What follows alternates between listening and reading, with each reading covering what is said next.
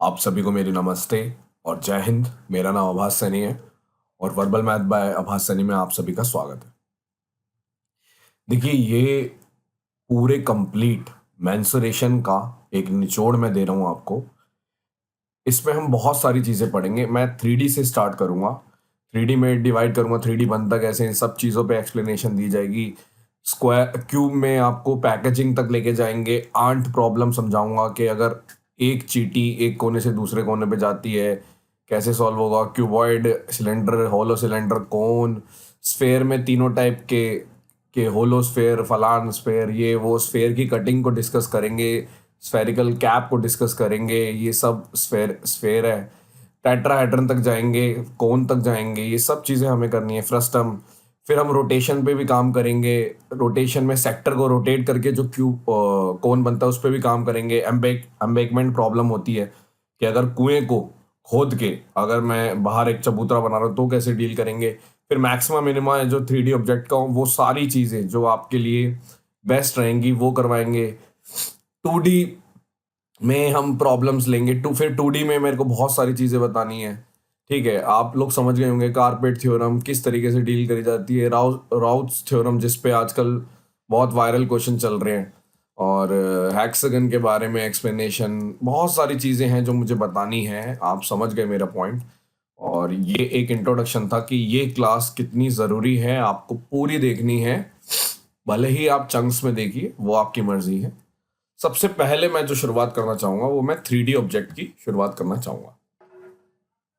तो सबसे पहले जो बात करेंगे हम वो करेंगे कि 3D शेप्स बनती कैसे। ठीक है, आप लोगों में से बहुत सारे लोगों ने एक यूलर्स फॉर्मूला सुना होगा, जो होता है कि एजेस जो होती हैं वो वर्टिसेस प्लस जितने भी फेसेस होते हैं, अगर मैं उसमें से 2 माइनस कर दूं, ये फॉर्मेट हमेशा जितनी भी थ्री डी शेप्स होंगी उसमें फॉर्मेट आपका रहेगा। 3D शेप्स मतलब कि आप मान के चलिए कोई ऐसी शेप जो एक्स वाई जेड प्लेन में आए। एक्स वाई जेड प्लेन में मतलब जब हम छोटी क्लासेस में थे तो हम दो प्लेन पढ़ते थे, एक्स वाई, यानी यहाँ पे शेप बना दी, ये बना दी, यानी सिर्फ लेंथ और ब्रेथ होती थी ज्यादा से ज्यादा, या फिर उसकी दो ही चीजें निकल के आती है, दो डायमेंशन निकल के आती है, एक ही प्लेन में होती है वो। 3D होता है 3 डायमेंशन। यानी रियलिटी में अगर मान लो आपके हाथ में एक कागज भी रखा हुआ है तो उसकी भी कोई ना कोई मोटाई होगी छोटी सी। ठीक है, तो वो भी एक 3D ऑब्जेक्ट है। ये क्या लिखा मैंने लिखा ई मतलब एजेस, वी मतलब वर्टिसेस, मतलब जितने भी कोने हैं उसे वर्टिसेस बोलते हैं। एजेस मतलब होती है, जैसे मान लो अगर मैं यहाँ पे ऐसे ये क्यूबॉइड बना रहा हूं, तो ये जो होती है ना, ये वाली चीज, इसको बोलते हैं एजेस। कोने होते हैं ये जहां पे मैं डार्क कर रहा हूँ, ये कोना है, ये कोना है, ये कोना है। ठीक है, और एफ आपको पता है कि फेसेस। ठीक है, यानी अगर ये फेस है, ये फेस है, ये फेस है, तो ये हमेशा पूरा रहेगा। कई बार आपसे इस बेसिस पे एक क्वेश्चन बन के आ सकता है कि एक 3D ऑब्जेक्ट है जिसकी दो डायमेंशन दे देंगे। मान लीजिए आपको बोल देंगे कि वर्टिसेस है 12 और ये दे देंगे, या फिर एजेस दे देंगे। ठीक है, और आपको बताना होगा कि तीसरी चीज क्या है। तो आपको पता चल गया, सबसे पहली चीज जब 3D ऑब्जेक्ट बनता है उसमें ये यूलर्स फॉर्मूला वैलिड होता है, उसी से ये 3D शेप्स बनती है। अब बात करते हैं कि division of 3D shapes. 3D shape को मैंने 4 पार्ट्स में डिवाइड किया है। वन बाय वन मैं इसको एक्सप्लेन करूंगा।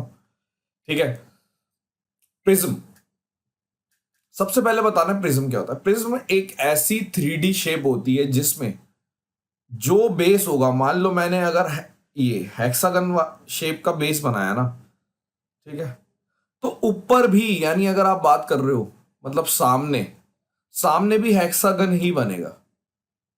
ठीक है, अब आप में से कितने लोगों ने इंजीनियरिंग ड्राइंग पढ़ी है, आप समझ सकते हो कि जब हम इस टाइप से शेप्स बनाते थे आप लोग, यानी कि आपने बोला कि ये फेस और ये फेस सेम होना चाहिए। मतलब नीचे अगर हेक्सागन है तो ऊपर भी हेक्सागन होगा। अगर यहां पे मान लो सपोज करो आपने बोला स्क्वायर है, तो यहां पे भी मतलब सामने भी यहां पे भी स्क्वायर होगा, इसे प्रिज्म बोला जाता है। ठीक है, प्रिज्म के अंदर सारी शेप्स आ जाती हैं, बहुत सारी शेप्स आ जाती हैं, अभी मैं बताऊंगा।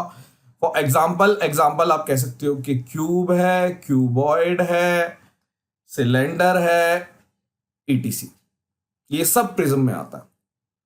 ठीक है, प्रिज्म के बारे में आपको जो और चीजें पता करनी है वो पता करनी है कि प्रिज्म का एक जनरल फॉर्मूला होता है कि प्रिज्म का जो वॉल्यूम निकलता है, वॉल्यूम प्रिज्म का वॉल्यूम निकलता है अगर आप बेस एरिया मतलब कि area of base into height कर दोगे। हाइट मतलब जो भी उसकी, ये वाला जो बेस है और ये हाइट है पूरी, यहां से यहां तक ये हाइट है।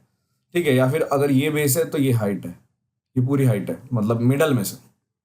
अगर हम सीधा बनाने की कोशिश करें तो 3D में मैं मुश्किल से बना पाऊंगा। इस तरीके से मान लो आपको ऐसे करके, और ये ऐसे खड़ा हुआ है, ये ऐसे, ठीक है, इस तरीके से। तो ये यहाँ से मिडल से इसके यहाँ पे भी बेस होगा, यहाँ पे ये हाइट होगी। ठीक है, तो वॉल्यूम होता है area of base into height. एक लेटरल सरफेस एरिया होता है LSA, वो निकलता है, ये मैं कॉमन फॉर्मूला बता रहा हूं, बेस पैरामीटर इनटू हाइट।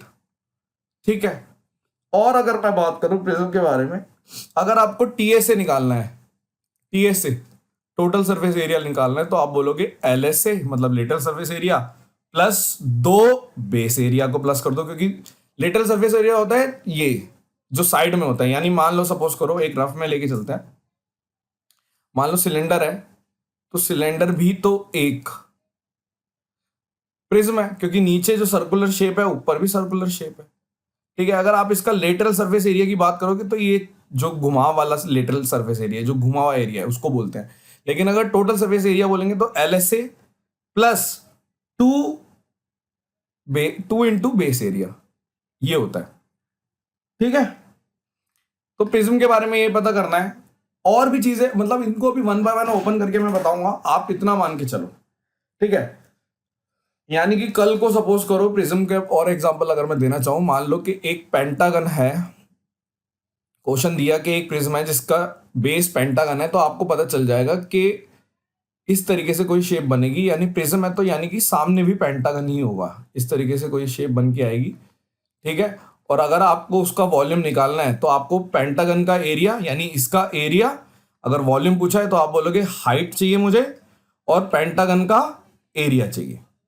ठीक है, रेगुलर पेंटागन का एरिया कैसे निकलता है, ये सब चीजें आपको पॉलीगन में मैं ऑलरेडी पढ़ा चुका हूं। ठीक है, ज्योमेट्री की सेशन में जाके आप देख भी सकते हैं। अब बात करते हैं पिरामिड की। पिरामिड में क्या होता है, बेस कुछ भी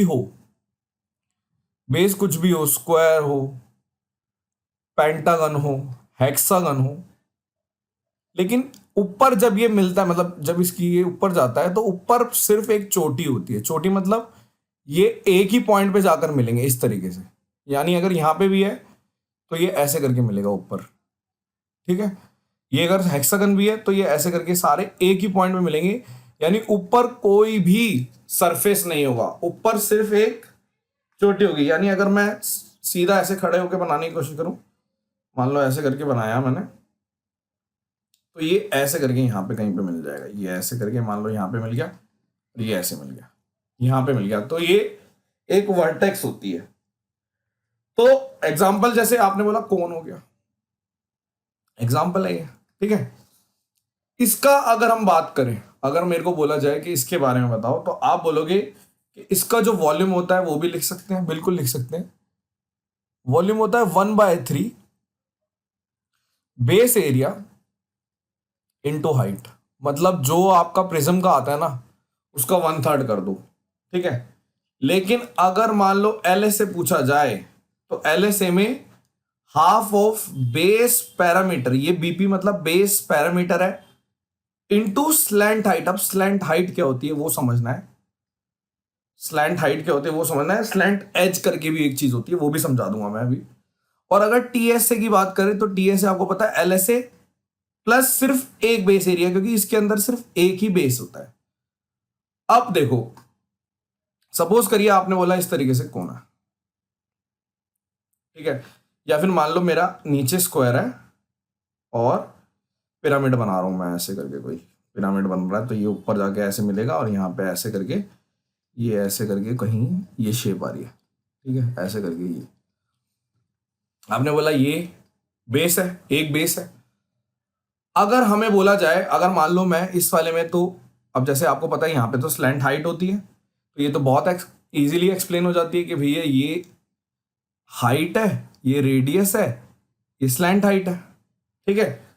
अब इस वाले में देखो, लेकिन अगर मैं इसको इमेजिन करने की कोशिश करूं, मैं इसका ये वाला मान लो मैंने एक इसको निकाल लिया, एक सरफेस उखाड़ लिया, तो एक सरफेस ट्रायंगुलर बना, ये ट्रायंगुलर सरफेस बना,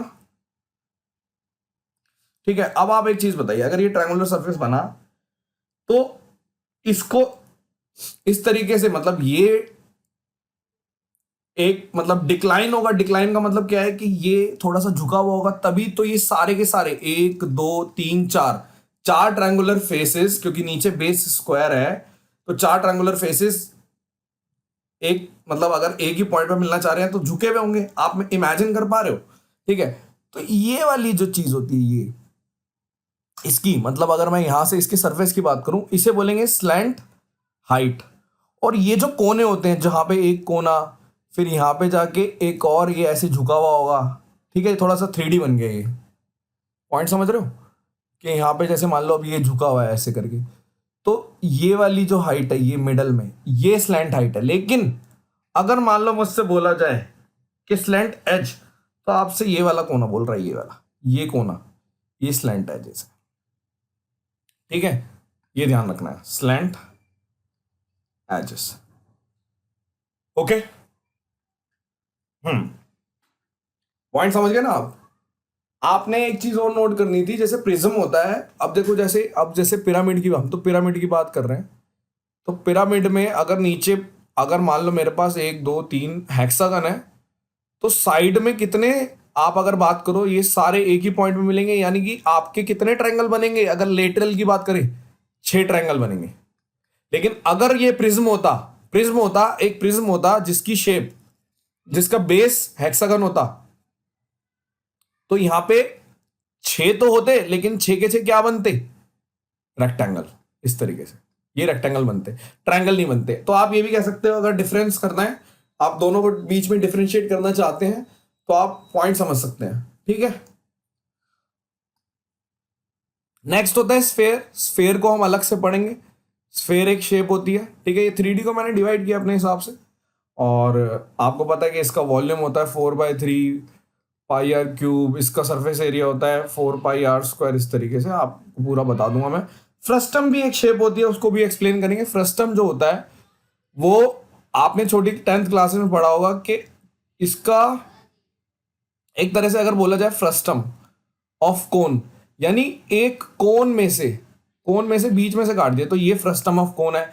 लेकिन जरूरी नहीं है फ्रस्टम ऑफ कोन यू, आपका हो सकता है पिरामिड, कोई भी शेप का पिरामिड, यानी अगर मान लो मैंने बोला एक हेक्सागन है, हेक्सागोनल पिरामिड है, उससे भी बना सकते हैं, लेकिन यहां पे एक छोटा वो बन जाएगा। मेरा पॉइंट समझना, ये भी एक फ्रस्टम होगा, लेकिन ये हेक्सागोनल होगा, जिसकी शेप थोड़ी सी इस तरीके से निकल कर आएगी। यानी ये और प्रिज्म मिलता जुलता है, लेकिन फ्रस्टम में क्या होता है, फ्रस्टम में जो बेस होता है ना, वो ऊपर वाले बेस के सिमिलर जरूर होता है, लेकिन साइज अलग अलग होते हैं। प्रिज्म में क्या होता है, जो बेस होता है बिल्कुल डिट्टो कॉपी, रेप्लिका ऊपर होता है, बिल्कुल डिट्टो कॉपी यहां पे। लेकिन फ्रस्टम में अगर ये बेस है तो सिमिलर जरूर है शेप, मतलब सर्कुलर है तो सर्कुलर, लेकिन साइज अलग अलग होता है। तो फ्रस्टम एक्सप्लेनेशन मैंने आपको दी कि फ्रस्टम होता क्या है। फ्रस्टम आपका हमेशा पिरामिड से बनेगा, पिरामिड को काटने से बनेगा। क्या कभी प्रिज्म को काटने से फ्रस्टम बन सकता है? नहीं। प्रिज्म को अगर मान लो आप इस तरीके से भी, मतलब अगर आप मिडल में, कटिंग भी सिखाऊंगा, कटिंग वगैरह भी सिखानी है मुझे, बहुत सारी चीजें, ये पूरी आपकी मेंसुरेशन की बेस्ट क्लास होने वाली है आपकी लाइफ की, ठीक है। अब शुरू करते हैं 1 बाय 1। सबसे पहले हम क्यूब की बात करेंगे। क्यूब के बारे में कुछ भी आपको पता है कि क्यूब एक प्रिज्म है। क्यूब आपका, अगर हम बात करें, ये सारी साइड्स बराबर होती हैं, ठीक है। और जैसे सपोज करो आपने क्यूब बनाया इस तरीके से, तो हर एक शेप, मतलब अगर मैं कहीं से भी जाके देख रहा हूं, किसी भी व्यू से देखूंगा, तो मुझे स्क्वायर्स दिखेंगे, मतलब बराबर बराबर, क्योंकि ये सबका फेस जो होता है वो बिल्कुल रेप्लिका होता है, सेम होता है बिल्कुल। ठीक है, तो ईच फेस का एरिया क्या होगा, स्क्वायर का एरिया जो होता है A square, total surface area 6 square होता है। एक डायगोनल फेस डायगोनल होता है और एक बॉडी डायगोनल होता है, उसको भी एक्सप्लेन करना है। मान लीजिए अगर आपने किसी भी फेस पे पर्टिकुलर, जैसे इस वाले फेस पे डायगोनल बना रहे हो, तो ये बना, मतलब इसको अगर मैं उठा के ले आया फेस को एक अलग से, तो एक स्क्वायर बन गया। इसका ऊपर जो डायगोनल होगा यानी ए, तो वो स्क्वायर का √2 ही होगा। लेकिन अगर बॉडी डायगोनल की बात कर रहे हैं तो वो होता है एक कोने से दूसरे कोने, यानी अगर मैं इसको ऐसे ज्वाइन कर रहा हूं, ये एक मान लो रॉड है यहां पे, तो ये मेरा बॉडी डायगोनल है। ठीक है, ये आपका A√3 होता है। बॉडी डायगोनल का जरूर ध्यान रखना है, क्योंकि जब हम पैकेजिंग करेंगे स्क्वायर के क्यूब के अंदर, तो उसमें बहुत काम आता है। और वॉल्यूम आपको पता है कि वॉल्यूम क्या होता है, side into side into side. कुछ नहीं है इसमें बताने वाला, ये सिंपल सी चीज है। अब अगर मान लो क्यूब में क्या क्या चीजें हो सकती हैं। ठीक है, क्यूब में आपको कई बार ये क्वेश्चन ये देते हैं कि एक आंट है यहाँ पे, एंट मतलब चींटी है। एक चींटी यहां से चढ़ के शॉर्टेस्ट डिस्टेंस ट्रेवल करना चाहती है और यहां पे ऐसे चल के बी पे आना चाहती है। दो केसेस होते हैं, दो क्वेश्चन पूछते हैं। मान लो चींटी यहां से चढ़ी और बी पे आना चाहती है, और पूछते हैं कि शॉर्टेस्ट डिस्टेंस क्या है। तो आप क्या करेंगे, बस दो सरफेस को खोल देंगे। ठीक है, आपने ये शेप इस तरीके से खोल दी। अब आपको पता है ये x है और ये x और x 2x है, यानी शॉर्टेस्ट डिस्टेंस निकालना है। तो आपको सीधा पाइथागोरस लगानी है। क्या निकलेगा, x² और यहाँ पे 2x का होल स्क्वायर, यानी कि √5x। लेकिन कई बार एक और क्वेश्चन बनाता है, वो बोलता है कि a से इसी फेस पे ऊपर आएगी ई पे। मतलब आपको इस केस में पूरा, ये कैट में आया था क्वेश्चन, इसमें आपको सारे फेसेस पे, पहले यहां से यहां गई, फिर यहां से यहां गई, फिर दूसरे पूरा घूम के ऊपर आ गई। तो इस केसेस में 1 2 3 4 पूरा का पूरा, यानी आप एक तरह से लेटरल सरफेस एरिया तरीके से स्क्वायर को खोल देंगे।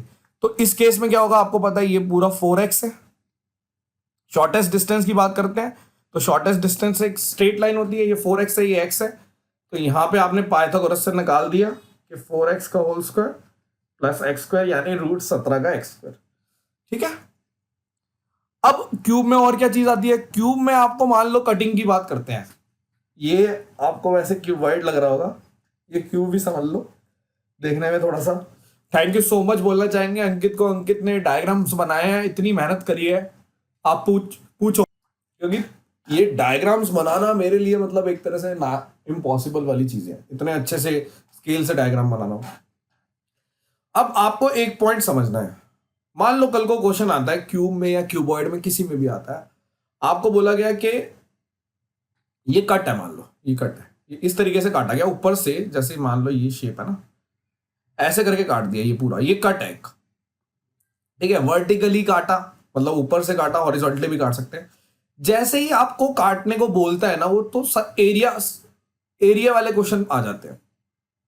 एरिया वाले क्वेश्चन आपको ध्यान रखना है कि अगर मैं किसी एंगल पे नहीं काट रहा, अगर वर्टिकली काट रहा हूं या फिर हॉरिजॉन्टली काट रहा हूं, तो हमेशा जैसे ही मैं काटता हूं, यानी जितना सरफेस एरिया था 6a² तो था ही था, एक cut 2 new surface area add कर देगा। एक कट 2 नए सरफेस एरिया ऐड कर देगा। कैसे, अगर मान लो मैं इसको खोल के दिखाना चाहूं, तो जैसे ही कट हुआ, आपने समझा, देखो ऐसे करके एक तो ये नया सरफेस बन गया, और मान लो इस तरीके से ये कट गया, है ना।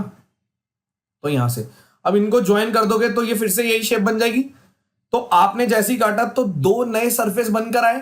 ठीक है, अब ये आपको देख लेना है, अगर क्यूब की बात हो रही है तो जो 2 नए सरफेस बनेंगे वो स्क्वायर के बनेंगे, यानी 2a² ऐड हो जाएगा। ठीक है, लेकिन अगर हमारा क्यूबॉइड को काटता है तो आप रेक्टेंगल के नए सरफेस हो जाएंगे। एक क्वेश्चन आया भी था 2017 में, अगर याद हो, प्रिज्म को काटा था। तो आपको याद रखना है, जैसे ही एक कट लगेगा तो 2 नए सरफेस ऐड कर देगा। ठीक है, लेकिन ये स्ट्रेट कट है। अब कई बार होता है, मान लो सपोज करो जैसे ये क्वेश्चन आया था, मान लो ये यहां से काट दिया, ये इस तरीके से काट दिया, ये वाला तरीका है, ये क्यूब है, इसको इस तरीके से काट दिया।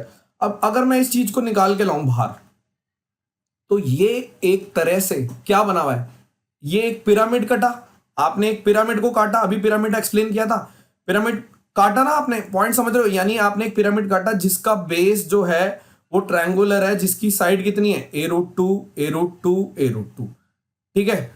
और ये जब ऊपर ऐसे यहां पे ये सारी चीजें एक ही पॉइंट पे मिल रही हैं, एक पॉइंट पे मिल रही हैं, ठीक है, यानी कि आपको पता चला कि कई बार किसी एंगल पे अगर कोने में से काट रहा है तो एक पिरामिड कट के बाहर आ गया, एक पिरामिड कट के बाहर आ गया। और इस केस में कितना एरिया ऐड होता है आप बोलोगे, यानी 2 न्यू ट्रायंगुलर सरफेसेस, ठीक है। अब इसकी साइड आपने देख ली कि ये तो इक्विलेटरल है क्योंकि a√2 वो क्वेश्चन पे डिपेंड करता है, आपको ये देख लेना है। लेकिन यहां पे मैं आपको पूरे कंसेप्ट समझा रहा हूं,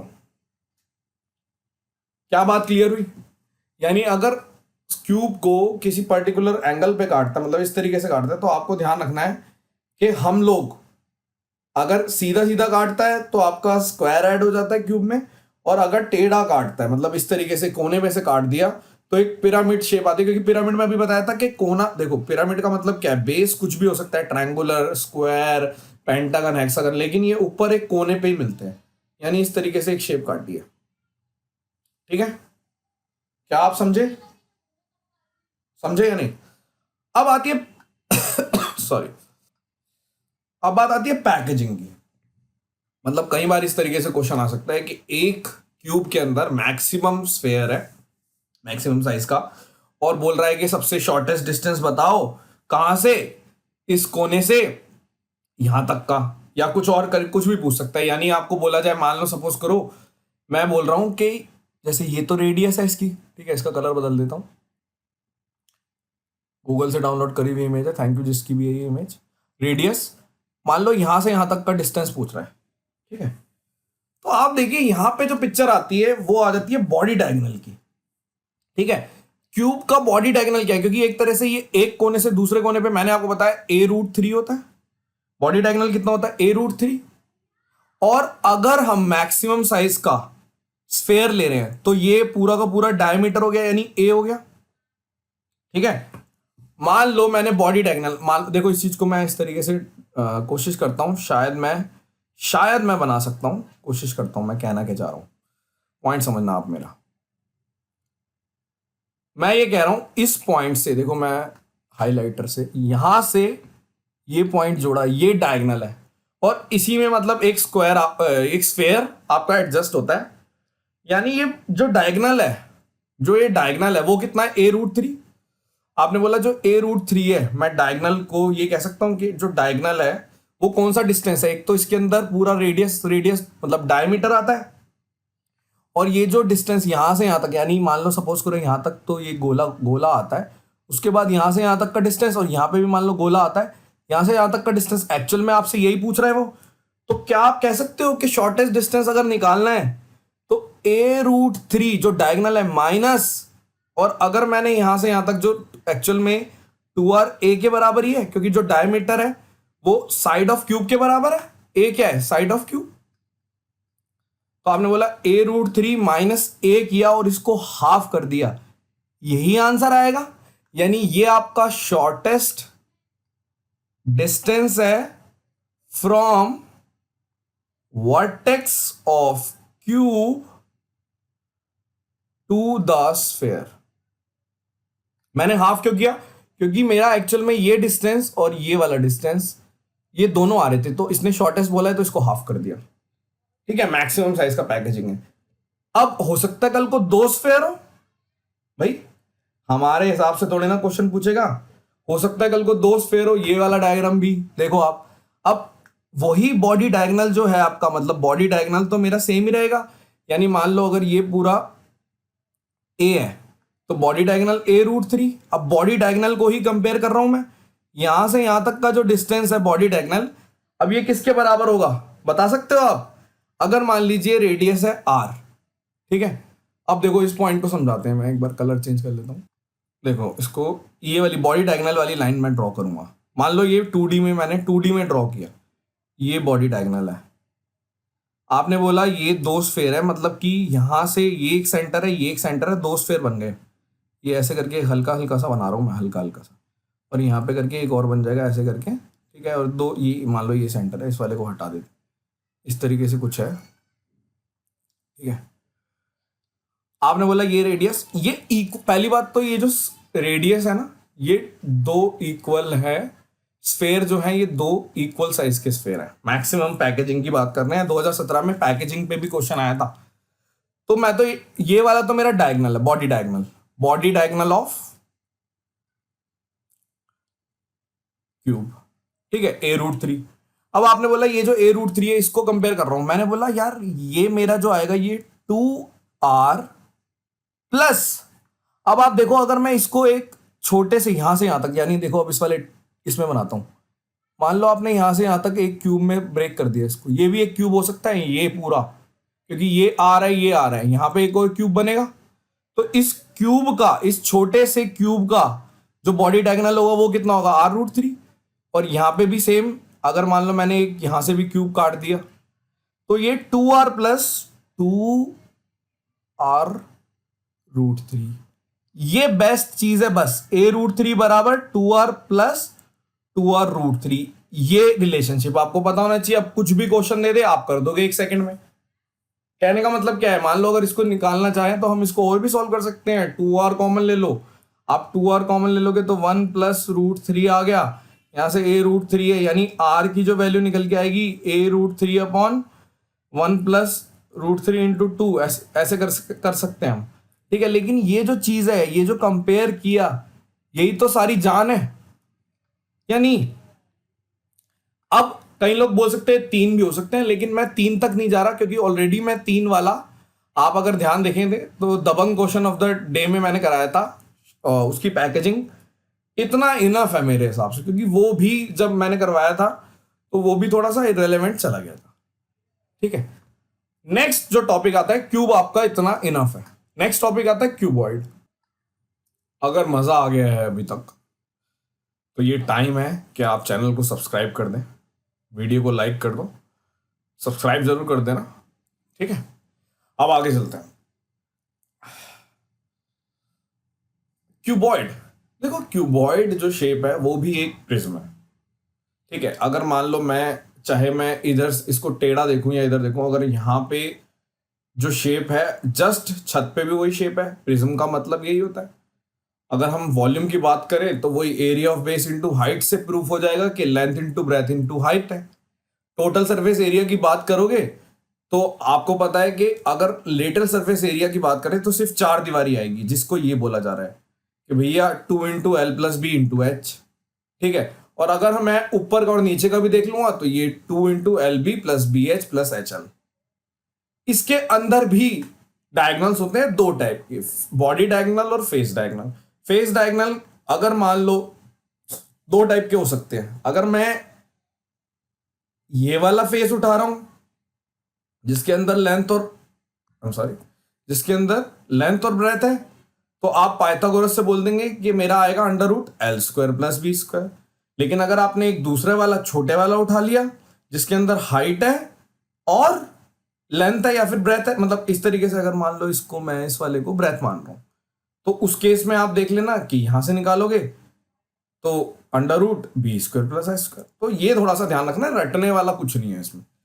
सबसे इंपॉर्टेंट है बॉडी डायगोनल, कि इसका भी बॉडी डायगोनल होता है, यानी इस कोने से इस कोने तक, अपोजिट, यहां से यहां तक, मतलब लॉन्गेस्ट रॉड करके अगर कोई क्वेश्चन आता है तो बॉडी डायगोनल पूछा जा रहा है, जो कि √L² plus b² plus h², ये चीज है, ठीक है। इसमें इतना कुछ एक्सप्लेन करने वाला नहीं है जितना क्यूब में था, ठीक है। लेकिन आप क्यूब के अगर कंसेप्ट ढंग से समझ गए हैं तो इसके अंदर भी बहुत सारी चीजें वहीं से क्लियर हो जाएंगी, ठीक है। और एक इंपॉर्टेंट चीज, आप क्यूबॉइड को क्यूब मान के भी सॉल्व कर सकते हो, अगर कोई रिस्ट्रिक्शन नहीं है क्वेश्चन में। क्यूब मानो, आंसर देके निकल लो, सेम आंसर आएगा, ठीक है। नेक्स्ट है सिलेंडर, ठीक है। अब शेप्स की 1 बाय 1 हम प्रिज्म पढ़ रहे हैं, ये भी एक प्रिज्म है, ठीक है। सिलेंडर आपको पता है नीचे बेस है सर्कुलर, ऊपर भी बेस है, तो हमें तो पता है प्रिज्म का एरिया क्या होता है, area of base into height, यानी हाइट इंटू, और एरिया ऑफ बेस सर्कुलर है तो πr²। यानी अगर वॉल्यूम बोला जाए तो पाई आर स्क्वायर एच आ गया। कर्व सरफेस एरिया सिर्फ इतना बोला जाए तो 2 पाई आर एच होता है। लेकिन अगर टोटल सरफेस एरिया पूछा जाए, कर्व सरफेस एरिया एल से भी बोल सकते हैं इसको, तो आप बोलोगे 2 पाई आर एच में 2 पाई आर स्क्वायर और ऐड कर दो, यानी ये चीज आ गई निकल के। ठीक है, कुछ इसमें बहुत बड़ी बात नहीं है, मैक्सिमा मिनिमा इसके अंदर जो हम पढ़ेंगे आगे चलेंगे। लेकिन सिलेंडर में कई बार आपसे बोलता है कि हॉलो सिलेंडर एक शेप होती है। हॉलो सिलेंडर मतलब आप रियल जो सिलेंडर होते हैं वो हॉलो होते हैं, मतलब कोई ना कोई मोटाई रहती है। ये जो है ना, ये मोटाई, आप एक तरह से इसको सिर्फ ऐसे ट्रीट करेंगे कि मेरे 2 सिलेंडर हैं। ठीक है, 2 सिलेंडर हैं। अगर आप बोल रहे हो कि वॉल्यूम निकालना है, सबसे पहले वॉल्यूम निकालना होता है, तो आप बोलेंगे जो बाहर वाला सिलेंडर है जिसकी रेडियस ज्यादा है, तो pi r square H minus pi r square छोटे वाला एच, इससे वॉल्यूम निकल जाएगा, जो कि ये आ गया। ठीक है, कर्व्ड सरफेस एरिया भी इंपॉर्टेंट है। कर्व्ड सरफेस एरिया का मतलब है कि अब देखो, जैसे एक पॉइंट समझना, कर्व्ड सरफेस एरिया मतलब एक तो बाहर वाला पूरा कर्व है और एक अंदर वाला कर्व है, क्योंकि ये एक तरह से होलो है। आप एक मान के चलो, अगर मेरे दिमाग में एग्जांपल आए तो फूकनी टाइप होती है, जैसे फूकनी जिसमें फूक मारते हैं, वो एक तरह से सिलेंडर है, क्योंकि उसकी कुछ थिकनेस भी होती है। या फिर आप एक मान लो जैसे जिसमें फॉइल पेपर, मतलब एक रॉड सी है होलो, जिसमें फॉइल पेपर लपेटते हैं, मान लो वो। ठीक है, तो आप अंदर भी एक कर्व सरफेस बोलेंगे गोला, तो आप बोलेंगे कि अंदर वाला है वो 2 पाई आर है, बाहर वाला भी 2 पाई कैपिटल आर है, तो उससे कर्व सरफेस एरिया निकल गया। जो मेन इंपॉर्टेंट होता है टोटल सरफेस एरिया, वो निकलता है कर्व सरफेस एरिया निकाल के आपको। ये जो ऊपर का एरिया, यानी अगर मैं ऊपर से देख रहा हूं, मान लो सपोज करो आप ऊपर से देख रहे हो, तो ये मोटाई है, ये मोटाई वाला एरिया ऊपर भी है, और अगर ऐसे करके नीचे हम ऐसे करके जा रहे हैं ना, तो आपको पता है क्योंकि है तो प्रिज्म ही ये भी। ठीक है, तो ये नीचे वाला है। ठीक है, तो आपको अगर ये निकालना आ जाए तो ये आप 2D में निकाल देंगे। कैसे? आप बोलोगे भैया इसका मतलब, अगर मान लो सिर्फ एक साइड का 2 इंटू बाद में कर लूंगा, मैं एक साइड का निकालता हूं, pi capital R square minus pi small R square. ठीक है, तो ये आंसर आ गया। पॉइंट समझे? क्लियर है? हॉलो सिलेंडर समझ गए या नहीं समझे? हॉलो सिलेंडर में इससे ज्यादा नहीं है। नेक्स्ट बात करते हैं, अब बात करते हैं कोन। देखो, कोन जो है वो एक पिरामिड है। पिरामिड है,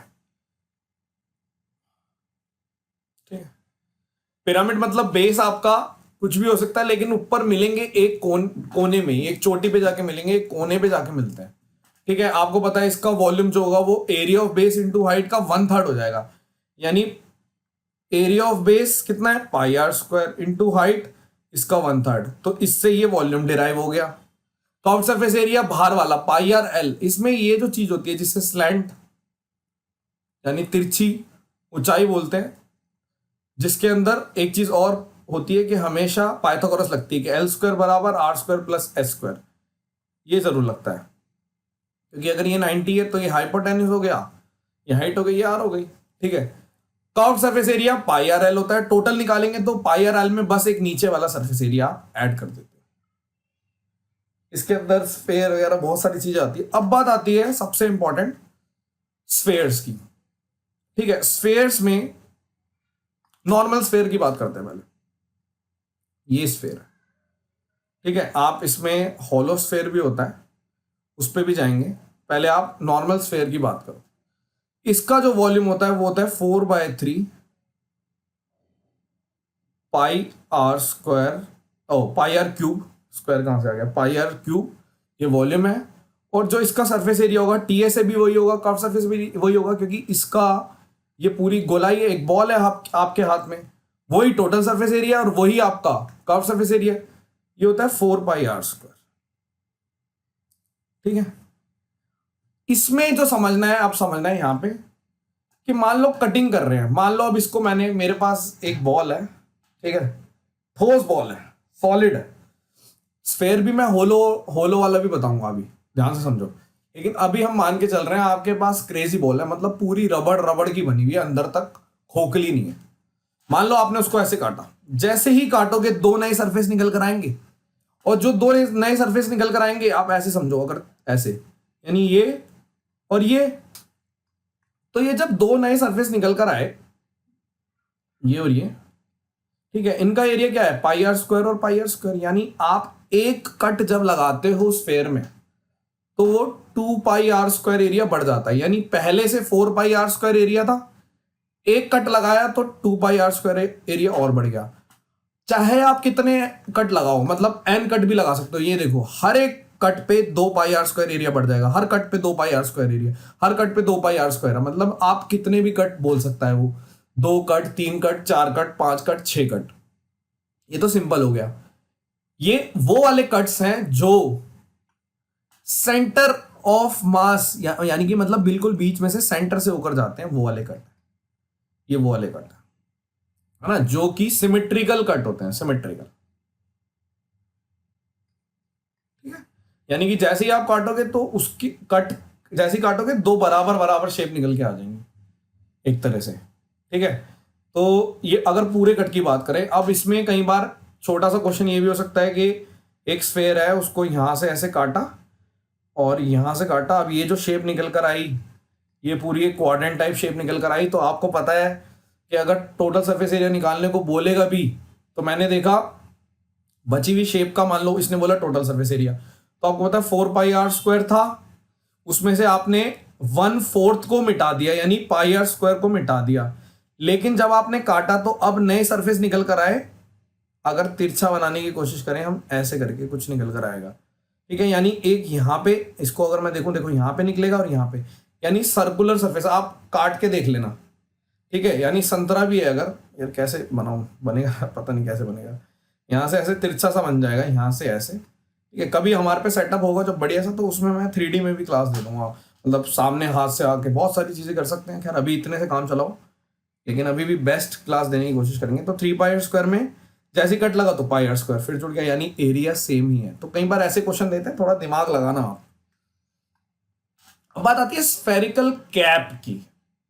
मतलब अगर किसी ऊपर से काट दिया, मतलब मैंने, ये देखो, ये आपको दिख रहा है, यानी कि आप सेंटर से नहीं काट रहे, ये सेंटर है, ठीक है, और आप ऊपर से काट रहे हो, यानी एक पर्टिकुलर डिस्टेंस से काट रहे हो। तो इस केस में वॉल्यूम ऑफ कैप का डायरेक्ट आउटपुट है और सरफेस एरिया भी डायरेक्ट निकाल के दे रखा है। लेकिन आपको एक्सप्लेनेशन में दे देता हूं कि इस वाले केस में भी आपको क्या करना होता है। कई बारी देखो, जैसे मान लो ये है और मैंने यहां से काटा, ठीक है, यहां से यहां तक का, देखो मैं आपको एक्सप्लेन करता हूं, ये ठीक है, यहां से यहां तक का। अब ये जब कटेगा तो यहां पे दो नए सरफेस बनेंगे, सर्कुलर, सेम साइज के सर्कुलर सरफेस बने। तो आपको ध्यान रखना है, लेकिन इसका ये जो सर्कुलर एरिया होगा ना, इसका अलग रेडियस होगी। ये डिस्टेंस है, ये आर है। तो आप ध्यान रखेंगे कि यहां से ये, क्योंकि मैंने एक तरह से देखो इसको यहां पे ऐसे बनाया, ठीक है, ये ऐसे, यानी यहां पे देखो, अगर मैं इसको काटने की कोशिश करूं तो एक तरह से ऐसे निकलेगा। ये एक, रुको 1 मिनट रुको, यहां से ऐसे है। जब ये आपने काटा, ये ऊपर से ऐसे उतार दी कैप, तो जब मैं इसको ऐसे कर दूंगा, इधर मान लो, इधर इधर करके ऐसे दिखाना चाह रहा हूं आपको, अपने हाथ से दिखाना चाह रहा हूं, तो ये एक सरफेस है और सेम साइज का ये सरफेस आएगा। तो इसके बारे में, यानी इसकी जो रेडियस है, मान लो मैंने एक्स मान ली, तो अगर मान लो क्वेश्चन में आपसे बोला जाता है, तो आप यहां से यहां तक का, ये ओ है, सेंटर है, यहां से यहां तक का आर दे रखा है, ये डी दे रखा है, आप पाइथागोरस यूज करके निकाल सकते हैं। पॉइंट समझे? कई बारी ऊपर से दे रखा होता है, जैसे ये वाला, तो ये डायरेक्ट दे रखा है आपको। तो स्फेयर में इतना जानना इनफ है। नेक्स्ट आता है, ये आपका है होलोस्फेयर। होलोस्फेयर के बारे में ये चीजें दे रखी है, जिसे हम होलोस्फेयर बोलेंगे या फिर स्फेरिकल शेल भी बोलते हैं। ठीक है, इसका आउटर सरफेस एरिया तो पाई आर स्क्वायर ही रहेगा। इनर जो, मान लो अगर पर्टिकुलर एक यहाँ पे हाइट, ये वाली पूरी की पूरी, ये वाली पूरी हाइट यहाँ पे यहाँ तक, मान लो सपोज करो मैंने पूरा ये वाला बोल दिया कैपिटल आर है, तो आप बोलोगे आउटर पाई आर स्क्वायर है। इनर वाला जो शेल है, अंदर का होता है, वो 4 पाई आर छोटे वाला हो जाएगा। ठीक है, और वॉल्यूम पूछा जाएगा तो आप करेंगे 4 पाई, यहाँ से देख लो, 4/3 pi capital R cube minus 4/3 pi small R cube. यानी कि जैसे सिलेंडर था ना होलो, सेम वैसे ही है।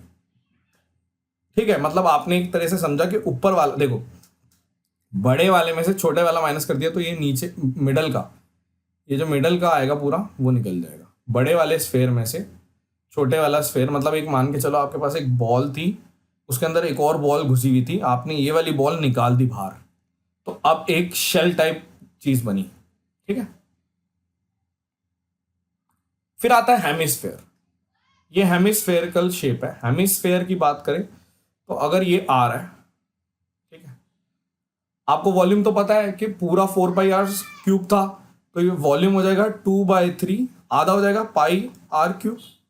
इस वाले केस में अगर कर्व सरफेस एरिया पूछा जाए तो कर्व सरफेस एरिया तो इतना ही है बाहर बाहर का, यानी 2 πr²। लेकिन अगर मान लो टोटल सरफेस एरिया बोला जाए तो आप 2 πr² प्लस ये जो बाहर का, ये जो ऊपर वाला है, इसको भी जोड़ देंगे, यानी कि 3 सॉरी कैपिटल आर लिखेंगे, 3 πr² लिख देंगे।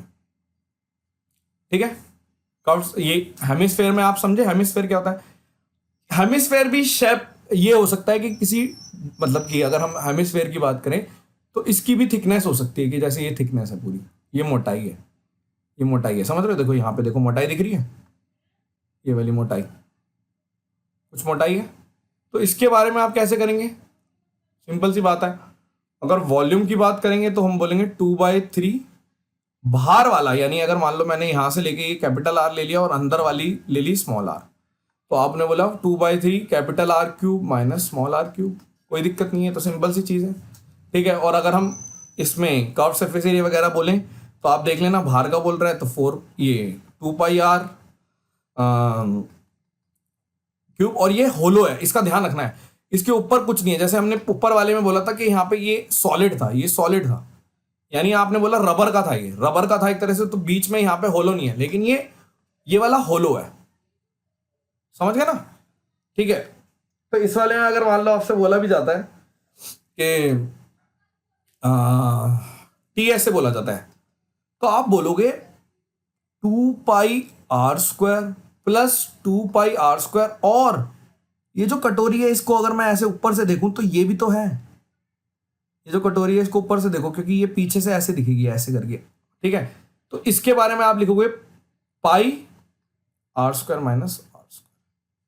तो ये टोटल सरफेस एरिया है जब कोई थिकनेस वाली होलो हेमिस्फेरिकल कटोरी होती है, जो कि एक्चुअल में कटोरा एक तरह से ये बॉल है। ठीक है, अब बात करते हैं हम फ्रस्टम की। ठीक है, मैं 3D पहले पढ़ा रहा हूं, 2D बाद में, क्योंकि ज्योमेट्री में 2D बहुत सारी चीजें खत्म हो गई है, जो शेडेड वेडेड ये सब चीजें रह गई थी वो मेरे को बतानी है, और मैक्सिमम वगैरह ये सब चीजें निकालनी है वो बतानी है। अब देखिए, फ्रस्टम ऑफ कोन की बात करते हैं हम। फ्रस्टम ऑफ कोन जो बना है वो कौन से बना है? आपने एक पर्टिकुलर हाइट पे मान लो इसको यहां से काट दिया, तो ये एक शेप निकल कर आई, ये वाली लेफ्ट में। ठीक है, तो अगर वॉल्यूम की बात करें तो हम कैसे निकाल सकते हैं? जो बड़े वाला कोन था, बड़े वाला कोन माइनस छोटे वाला कोन, तो जब उसको निकाला 1/3, इससे ये डिराइव हो गया volume 1/3 πh r1² plus r2² plus r1 into r2। Total surface area की बात करोगे तो आप बोलोगे, यहां से देखो पाई, देखो इस वाले केस में ना ये जरूर ध्यान रखना है कि इसका जो स्लैंट हाइट है, यानी यहां से यहां तक ये जो L है, L² होता है h² plus r2 minus r1 का होल स्क्वायर। ठीक है, ये सब चीजें जो डिराइव हुई है वो कौन से ही डिराइव हुई हैं कि बड़े वाले में से छोटे वाला माइनस कर दिया इस तरीके से। कर्व सरफेस एरिया की बात करें तो πr1L प्लस πr2L, यानी πL कॉमन ले लूंगा तो ये टोटल सरफेस एरिया में आपने बोला कि जो कर्व सरफेस एरिया उसके अंदर दो ऊपर वाले और ये नीचे वाले एरिया ऐड हो जाएंगे। एम आई क्लियर और नॉट? तो ये फ्रस्टम की बात थी। नेक्स्ट एक शेप आती है टेट्राहेड्रन। देखिए, टेट्राहेड्रन को अलग से पढ़ाने का क्या मतलब है? आप बोलोगे कि ये भी तो एक पिरामिड ही है। हाँ, ये पिरामिड है जिसका बेस इक्विलेटरल ट्रायंगल है, यानी बेस में ये है और ये ज्वाइन होगा जब, मतलब एक तरह से अगर मैं ऐसे करके खोलूंगा, ये इधर जाके मिल रहा है, मतलब मैंने इसको खोल दिया, तो ये सारे इक्विलेटरल ट्रायंगल है। ये इक्विलेटरल ट्रायंगल है, ठीक है। यानी मान लो अगर साइड ए है तो टोटल सरफेस एरिया अगर हम बात करें तो 4 ये रहा, 4√3/4 साइड स्क्वायर करके निकल जाएगा। अब इसकी जो एक्सप्लेनेशन है कि हाइट कैसे आई, साइड कैसे आई, वॉल्यूम कैसे आया, ये सब आपको अगर मैं पढ़ाने लग गया तो 25 मिनट लगेंगे इसको एक्सप्लेन करने में। मैं ऑलरेडी ज्योमेट्री की प्लेलिस्ट में इसको एक्सप्लेन कर चुका हूं लाइव आके। मैंने एक 3D मॉडल सिखाया था, मतलब खुद ही आके दिखाया था कि देखो बनता कैसे है। आप इमेजिन करोगे तो आपको पूरा समझ में आएगा कि हाइट कैसे निकलेगी, शेप कैसे निकलेगी। मतलब ये जो पूरी हाइट है ये निकाल के बताई है और ये सब चीजें। तो आपको टेट्राहेड्रन में ये चीज समझनी है। मतलब आपको ये, मैं तो बोलूंगा कोई भी फॉर्मूला याद करने की जरूरत नहीं है, बस इतना समझो कि इसकी शेप कैसे बनती है। नीचे एक इक्विलेटरल ट्रायंगल होता है और होता ये एक पिरामिड ही है, ठीक है, क्योंकि ऊपर कोने में जाके मिल रहा है। तो आप एक इक्विलेटरल ट्रायंगल है और यहाँ पे ये 3 और, तो एक ही पॉइंट पे मिलेंगे, तो उसकी हाइट, वॉल्यूम सब, ठीक है। अब बात आती है रोटेशन की। रोटेशन बहुत इंपॉर्टेंट चीज है कि मान लो अगर राइट एंगल ट्रायंगल, कई बार क्वेश्चन देता है कि आपको एक राइट एंगल ट्रायंगल है, ये दे रखा, इसको रोटेट करके देखो, पहले मान लो सपोज करो उसने बोला बेस के अलोंग रोटेट किया, ठीक है। आपने बोला ये एक राइट एंगल ट्रायंगल, ठीक है, आपने बोला इसके अलोंग रोटेट कर दिया। तो जब मैं इसके अलोंग रोटेट करूंगा तो यहाँ पे एक तरह से ये वाली शेप ऐसे घूम के आ जाएगी, यहाँ पे ऐसे एरो, तो ये एक शेप निकल कर आई, यानी ये वॉल्यूम है। इस वाले वॉल्यूम में देखो ये लिखा हुआ है ना, रेडियस सी हो जाएगी, ये रेडियस है जो कि ये साइज है। मतलब ये ट्रायंगल था, अगर यहां से मैंने बनाया तो आपने बोला ये वाली शेप सी है तो ये सी हो जाएगी। हाइट आपकी ये वाला डिस्टेंस हो जाएगा यानी ए, और ये आपकी स्लैंट हाइट हो जाएगी, ये स्लैंट हाइट है बी। अगर उसने परपेंडिकुलर के अलोंग, यानी इसी ट्रायंगल को परपेंडिकुलर के अलोंग रोटेट करा दिया, तो यानी कि अब आप बोलोगे कि ये ऐसे घूमेगा, यानी यहां पे एक शेप निकल कर आई। उस वाले केस में रेडियस ए हो जाएगी, हाइट सी हो जाएगी और लेंथ, मतलब कि ये स्लैंट हाइट है। और एक केस होता है डबल कोन बनते हैं हाइपोटेन्यूज के अलोंग, ठीक है। तो उस केस में आप समझो कि हमने क्या किया, पॉइंट समझना आप डबल कोन जब बनाते हो तो ये पूरा का पूरा, मतलब इसको मैंने ऐसे लिटा दिया, ठीक है। देखो एक तरह से ये ऐसे बना एक ट्रायंगल, ये 90 है, ये 90 है। देखो इसमें एक्सप्लेन नहीं है, थोड़ा सा मैं इसको ऐसे 90 करके दिखा देता हूँ, ठीक है। ये 90 है और ये पूरा का पूरा ये बेस है पूरा, ठीक है। अब इसको इसके अलोंग घुमा दिया, मतलब कि डबल बन गया ऐसे करके। तो इस वाले केस में नहीं, देखो मैंने इसको उल्टा बना दिया। एक मिनट रुक जाओ, एक्सप्लेन करता हूं मैं इसको रब करके एक्सप्लेन करता हूं। देखो आपने बोला तिरछा बनाया, मैंने तिरछा बनाया ऐसे करके, यानी कि यहां पे 90 है, मैं अलग बनाता, वो अलग शेप बनती। इसी जो बनी हुई है, अच्छी खासी शेप बनी हुई है, इसी में एक्सप्लेन कर देता हूं। और ये ऐसे करके है, ये हाइपोटेन्यूज है ना, इसके अलोंग रोटेट करा दिया ये ऐसे, तो ये ऐसे करके एक शेप निकलेगी। लेकिन ये जो शेप है ये सिंगल कोन नहीं है, 2 कोन है, एक कोन ऊपर है, एक कोन नीचे है। तो इस केस में ये फॉर्मूले को देखने की जरूरत नहीं है। इस फॉर्मूले में आपको आंसर कैसे निकालना है, आप बोलोगे जो रेडियस है वो तो ये वाला 90 के अंदर 90 वाला केस है, मैंने जैसे 90 के अंदर 90 वाला केस बनाया, तो आप ये वाला तो काम आएगा, ये तो बहुत काम आएगा कि आपने रेडियस निकाल ली। उसके बाद जब आप वॉल्यूम निकालने की बात करोगे तो 1/3 पाई, ये जो रेडियस है इसका स्क्वायर और हाइट पूरी ले लो। देखो मैं फिर से एक्सप्लेन कर रहा हूं, आपने बोला डबल वाला, ये 90 है, ऐसे करके मैंने इसको ऐसे तिरछा बनाया, ये हाइपोटेन्यूस है, ये परपेंडिकुलर है, मान लो ये बेस है, कुछ भी है। अगर आपने इसके अलोंग बनाया, मतलब ये पूरे के पूरे एक सिमेट्री ऐसे करके निकल के आया, ये एक शेप निकल कर आई। मान लो ये कोन है, ऊपर भी एक कोन है, ये एक कोन है और नीचे भी एक कोन है। इस पूरे पूरे कोन की हाइट है वो तो हाइपोटेन्यूस है, ठीक है। अगर रेडियस की बात करें, रेडियस क्या, एक तरह से अगर मैं लेफ्ट में लेके जाऊं तो 90 के अंदर 90 वाला डिस्टेंस, यानी ये वाला डिस्टेंस बोल रहा है। तो आप अगर ये जब डिस्टेंस निकालते हैं तो कैसे निकालते हैं, अगर ये इसकी बात कर रहे हो तो PB/H, ठीक है। तो यहां से रेडियस निकल जाएगी, क्योंकि 90 के अंदर 90 जो मैंने टूल बताए थे, 8 टूल बताए थे, उससे निकल जाएगा ये। तो यहां से रेडियस निकालो, अगर रेडियस निकल गई, हाइट आपके पास है, यानी आपको पता चल गया कि इन पूरे का वॉल्यूम, मतलब ये जो वॉल्यूम है पूरा, इस वाले नीचे वाले का आ जाएगा 1/3 पाई आर स्क्वायर H1, ऊपर वाले का 1/3 पाई आर स्क्वायर H2, क्योंकि रेडियस तो सेम है। अब H1 प्लस H2 बाहर अंदर रह जाएगा, जो कि एक्चुअल में पूरा H है, जो कि हाइपोटेन्यूस है। तो 1/3 पाई आर स्क्वायर, तो ये भी एक्सप्लेन हो गया। कई बार क्या बोलते हैं, रोटेशन से सेक्टर को रोटेट करके बोलते हैं भैया सेक्टर रोटेट हो गया और इससे आपका कौन बना। तो आपको ये तो कुछ है ही नहीं, जो सेक्टर होता है उससे अगर आपने कौन बनाया, मतलब एक सेक्टर है, किसी भी पर्टिकुलर सर्कल होता है ना, सर्कल देखो जैसे सर्कल है, यहां से ये वाला सेक्टर काट दिया मैंने, इस सेक्टर की बात कर रहा है, ये सेक्टर यहां पे बना हुआ है। इस सेक्टर को आप बोल सकते हो, इसका जो एरिया निकलता है वो तो कैसे निकलता है, θ/360 पाई आर स्क्वायर, ये तो एरिया है, θ/360 पाई आर स्क्वायर। इस एरिया से आपने एक कोण बनाया ऐसे करके, ठीक है, कोण बना दिया आपने। तो जो कर्व सरफेस एरिया होगा वो तो एरिया ऑफ सेक्टर से निकल जाएगा, ठीक है, यानी आप बोलोगे यहां से निकाल दोगे, ठीक है।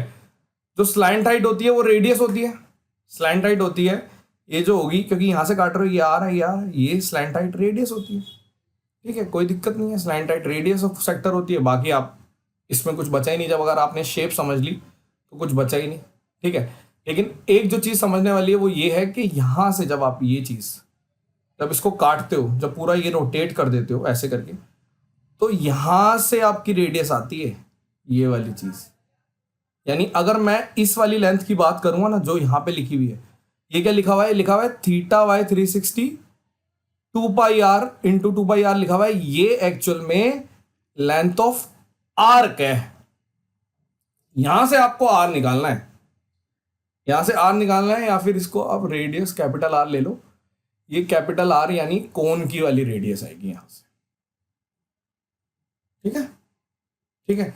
यानी देखो मैं आपको एक्सप्लेन कर देता हूं, मैंने अगर बोला कि ये मेरे पास मैंने कोन बना दिया, इसकी स्लैंट हाइट तो आपको पता है, अगर मैं बोलूं कि मुझे इस वाली रेडियस की निकालनी है, तो आपने ये जो थर्ड रिलेशनशिप है इससे निकल जाएगा। कैसे, हम बोलेंगे यार पूरा का पूरा, क्योंकि अगर मैं यहां से ऐसे देखो, ऐसे तिरछा देख रहा हूं कोन, यानी ये 2πr है, 2πr कैपिटल आर, ये किससे बना, ये बना लेंथ ऑफ आर्क से, यानी θ/360 इंटू 2π। अच्छा मैंने स्मॉल आर यहाँ पे लिख देना चाहिए था, ये मैंने स्मॉल आर ही रहने दो, इसको इक्वेट करके फिर कैपिटल आर निकलेगा।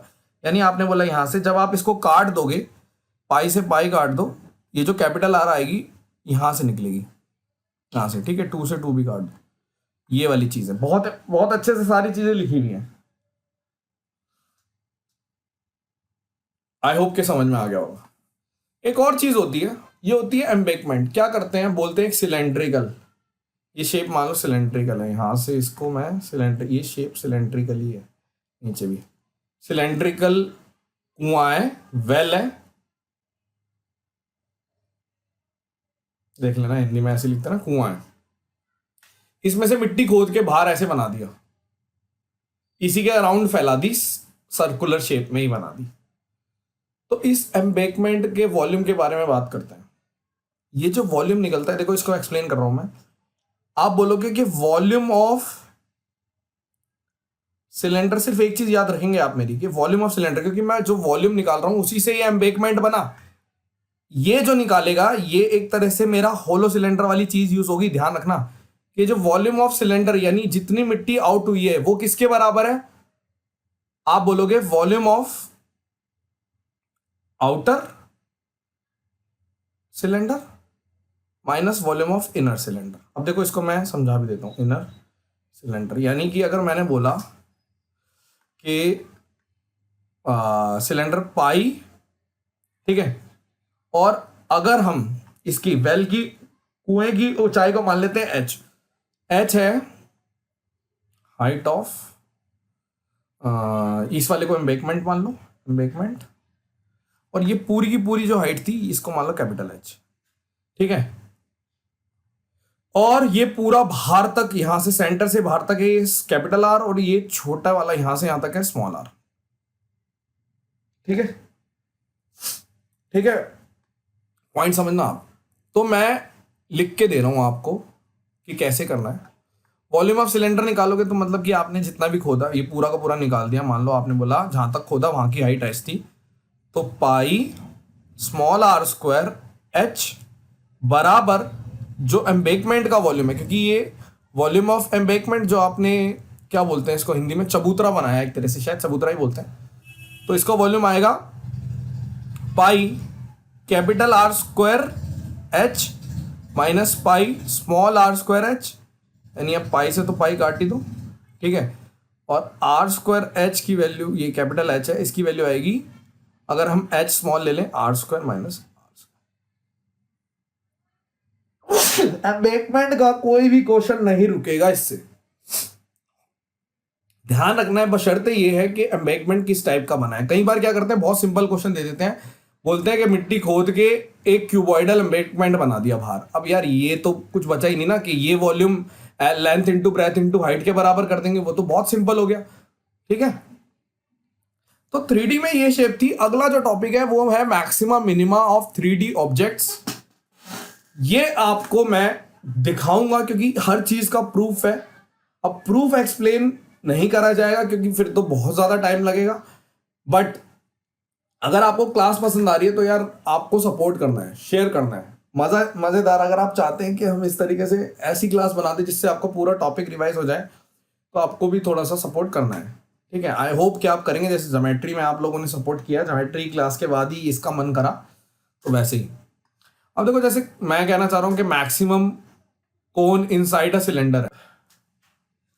ये बहुत सिंपल सी चीज है कि अगर एक हम मैक्सिमम साइज का, मतलब मैक्सिमम सबसे बड़ा कोन सिलेंडर के अंदर डालते हैं, तो उसके बारे में चीज दे रखी है। मैं इसको ज्यादा एक्सप्लेन नहीं करूंगा, आप खुद समझ जाइए कि हाइट और ये दोनों बराबर हो जाएंगी, रेडियस भी बराबर हो जाएगी। और ये चीज तो हर कोई जानता है कि सिलेंडर और इसका जो रेशियो है, यानी अगर हम बात करें कोन का, अगर 1 है वॉल्यूम, तो सिलेंडर का 3 आएगा। 1 और 3 का रेशियो रहता है। सिमिलरली अगर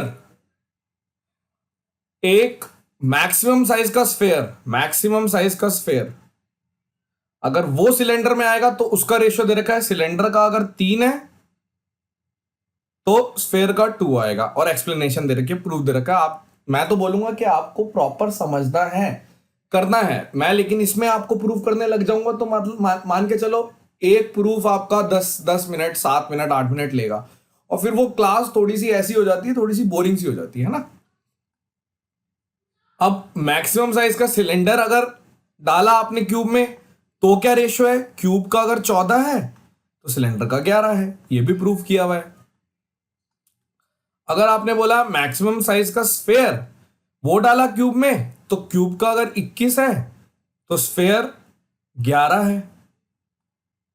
ये बहुत इंपॉर्टेंट है कि मैक्सिमम क्यूब अगर कोन के अंदर है, और ये एक्सप्लेनेशन भी दे रखी है इसकी, आपको ये चीज डिराइव करके देख लेनी है कि एक्चुअल में सिमिलैरिटी ही यूज होती है। सिमिलैरिटी बस ये देख लेना कि कैसे प्रूफ किया है। पेपर में आपको ये सब करने की जरूरत नहीं पड़ेगी, सिमिलैरिटी लगाओगे आंसर आ जाएगा, ये चीज डिराइव हो जाएगी। मैक्सिमम क्यूब इनसाइड हेमिस्फेयर, इस पे मैंने क्लास दी थी अलग से शॉर्ट वीडियोस में। क्या बताया था कि अगर आप पूरे स्फेयर को काट के, स्फेयर मतलब पूरा स्फेयर है, उसके अंदर हमने एक क्यूबॉइड डाला था और फिर बीच में से काट दिया था, उससे डिराइव कराया था, तो जो आउटपुट आता है वो यही आता है। ये देखना है आपको कि ए अगर साइड ऑफ क्यूब है, आर अगर रेडियस ऑफ हेमिस्फेयर है, तो ये रिलेशनशिप आता है। मैं ज्यादा खींचूंगा नहीं इस चीज को। अगर स्फेयर के अंदर मैक्सिमम क्यूब है तो वो ये वाला पॉइंट है कि ए बराबर 2/√3 आर होता है।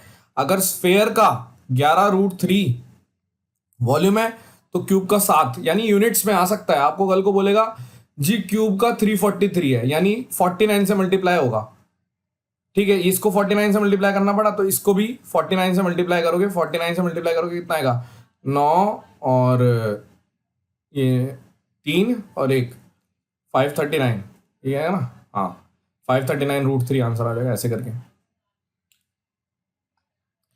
Maximum volume of cylinder inside a sphere, ये देखो कितना ज्यादा बड़ा एक्सप्लेनेशन है। लेकिन आपको सिर्फ ये ध्यान रखना है कि वॉल्यूम ऑफ सिलेंडर अगर 1 है तो स्फेयर का, क्योंकि बड़ा है, तो वो √3 होगा।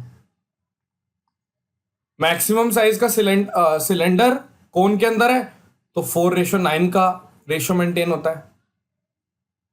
ठीक है, ये सब प्रूफ दे रखे हैं। मैक्सिमम स्फेयर है इनसाइड कोन तो ये वाला आउटपुट होता है, और वॉल्यूम वाले में ये रेशियो निकलता है। ये वॉल्यूम के लिए है, ठीक है, और ये रेडियस, और ये अगर इसकी डायमेंशन दे रखी है वो है। लास्ट में मैं आपको एक शीट ऐसी दूंगा अभी, एक और इस पेज के बाद, ऐसे ही maximum cone inside a sphere है उसके बारे में, ये तो बहुत इंपॉर्टेंट है।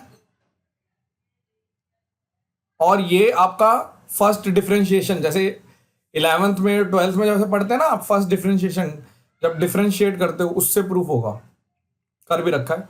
तो आप चाहो तो कर सकते हो कि 8 और 27 का वॉल्यूम अगर 8 होता है तो स्फेयर 27 होता है, वो कर सकते हो, और डिराइव भी पूरा एक बार करके देख सकते हो। या फिर ये एक ऐसी चीज है जिसके अंदर सारी चीजें लिख दी है, ये मेरी राइटिंग है सड़ी हुई, मैनेज कर लेना, दिख जाएगा। वैसे तो सब कुछ रिलेशनशिप लिखे हुए हैं इसमें।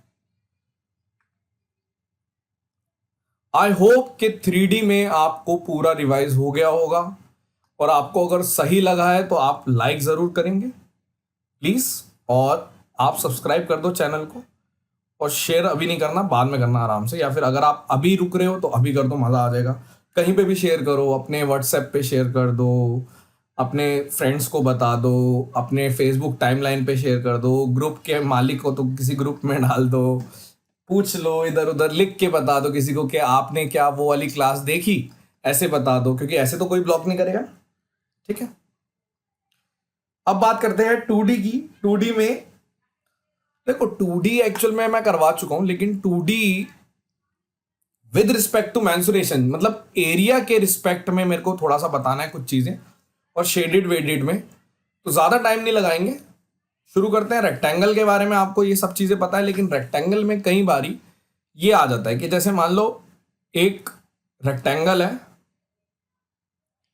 उसके अंदर एक पाथ है, इनसाइड द पाथ है, तो उस केस में बोलते हैं कि एरिया बताओ, ये पूरा एरिया बताओ, या फिर पैरामीटर बताओ। तो आपको ये फॉर्मूला जरूर दे रखा है एक जगह, डिराइव भी कर सकते हो, लेकिन आपको सिर्फ कंसेप्ट समझना है कि अगर ये वाला पूरा, जैसे मान लो अगर मैं इसकी पूरी बात कर रहा हूं, ये लेंथ है, अगर हम पैरामीटर पे जाएंगे तो ये डिस्टेंस और ये डिस्टेंस, ये डी डी 2 बार माइनस हो जाएगा, तो यहां से आप निकाल दोगे, यानी L-2D आ गया।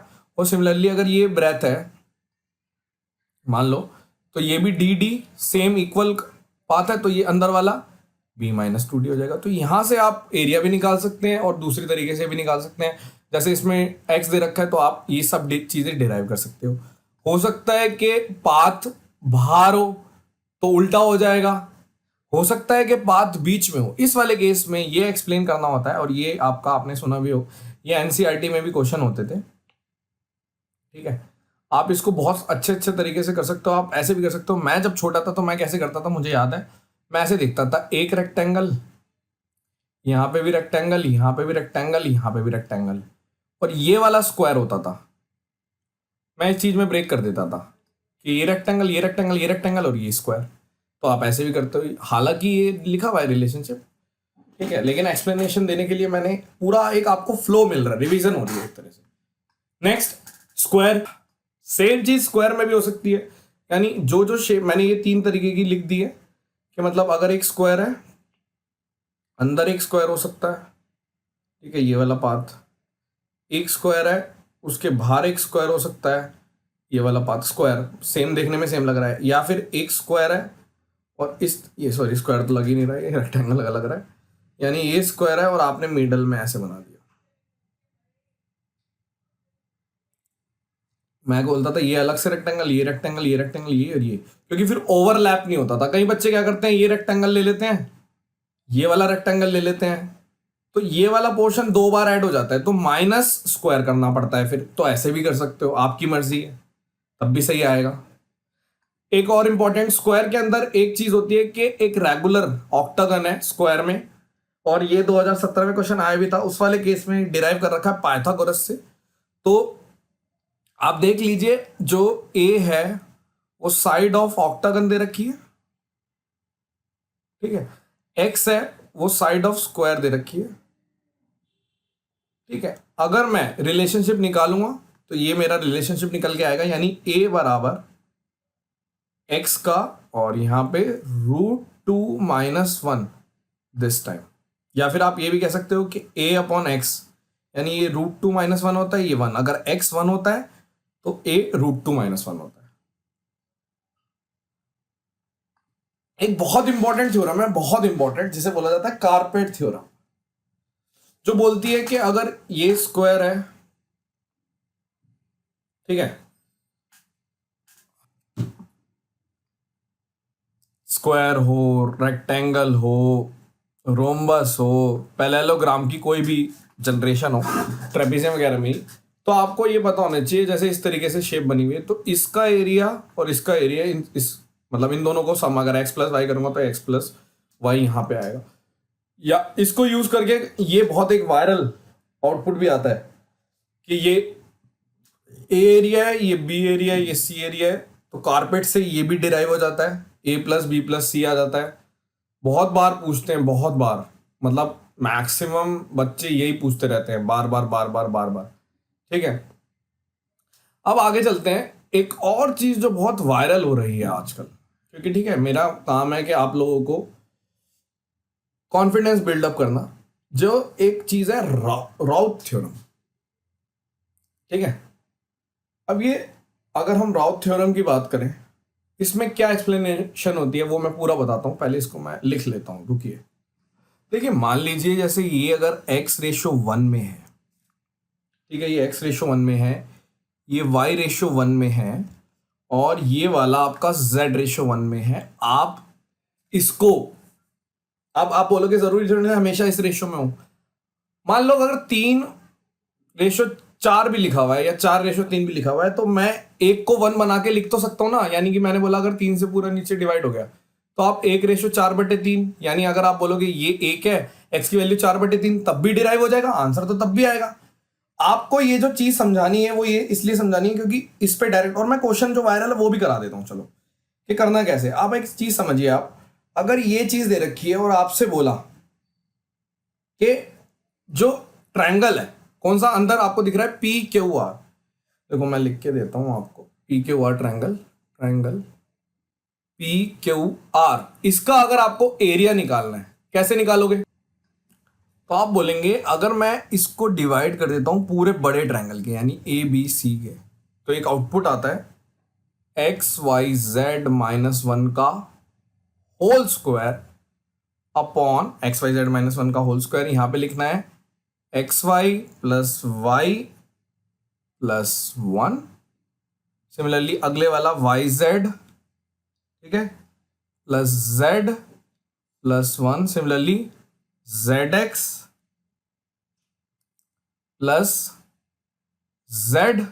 ZX + X। एक सेकेंड, इसको रब कर देते हैं। ठीक है, आप बिल्कुल सिमेट्रिक तरीके से करेंगे, रब कर देता हूं इसको। हाँ, ZX + X + 1। ठीक है, ये पेन आ गया गलती से। ठीक है, तो आपने ये चीज लिख दी, यानी कि ये मेरा आउटपुट होता है। अब क्वेश्चन वायरल जो था मैं उसके बारे में बता देता हूं। ठीक है, कारण ऐसा नहीं है कि आप राउथ से ही करोगे यार। आपको मैंने पिछली जो ज्योमेट्री के निचोड़ में मेलिनस बता रखी है, आपको MPG ढंग से समझा रखी है, जिसने वो कर लिया तो भी वो आंसर कर सकता है। लेकिन बात सारी वही है ना कि आप लोग परेशान हो जाते हो। किसी ने बोल दिया कि अरे राउथ थ्योरम पे डायरेक्ट है, तो आपको लगेगा अरे यार हमें तो पूरा नहीं आता, हम तो अधूरी चीजें जानते हैं, हमें ये नहीं पता, हमें वो नहीं पता। ठीक है, इस तरीके से।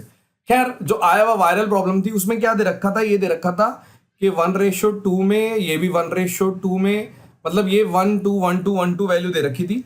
तो सीधा सा आंसर आना था, मतलब XYZ की वैल्यू 2, और या फिर एक्चुअल में 1/3, मतलब ऐसे भी दे सकता था 1 और ये पूरा 3, 1 और ये पूरा 3, तब भी आप 1/2 में निकाल सकते हो ना।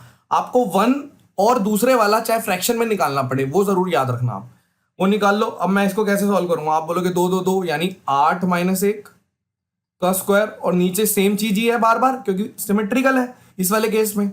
तो आपने बोला इसको कैसे करेंगे, तो मैंने एक निकाल लिया, 2 दूनी 4 और 2 6 और 1 7, यानी 7 7 7, ऊपर 7 इंटू 7 है, नीचे 7 7 7 है, तो 2 7 से 2 7 1/7 आंसर था उस प्रॉब्लम का जो मैं बता रहा हूं। ठीक है, तो ये हो गया।